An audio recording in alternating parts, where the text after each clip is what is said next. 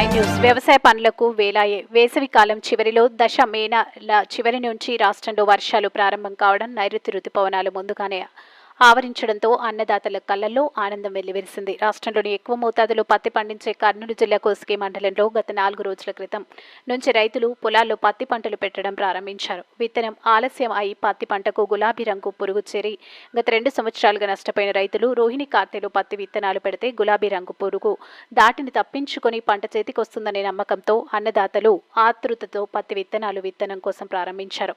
వేసవి తాకిడి, ఎండ వేడి వల్ల పనులు లేక ఖాళీగా కూర్చున్న రైతు కూలీలకు వర్షాలు రాక చేతి నిండా పని మొదలైంది. మే నెల 25వ తేదీ ఆదివారం నుంచి రోహిణి కార్తీ ప్రారంభం కావడంతో పత్తి విత్తే రైతులు ఆనందంతో పట్ట పొలాలను చేసి వ్యవసాయ పనుల్లో నిమగ్నమయ్యారు. 3 సంవత్సరాలుగా నష్టపోయిన పత్తి రైతులకు గత సంవత్సరం విస్తార వర్షాలతో పంట పొలాలు పర్వాలేదని పెంచిన రేట్లతో అన్నదాతలు నష్టపోయారు. సంవత్సరమైన మంచి వర్షాలతో పాటు రైతులకు మంచి రేటు లభించి సంపూర్ణమైన ఆనందం కలిగించాలని వర్ణదేవుడు రైతుల పట్ల కనికరం చూపి పంటలు సమృద్ధిగా పండాలని రైతన్నలు కోరుకుంటున్నారు. MG9 టీవీ న్యూస్ ఛానల్తో కోసిగి రిపోర్టర్ సతీష్.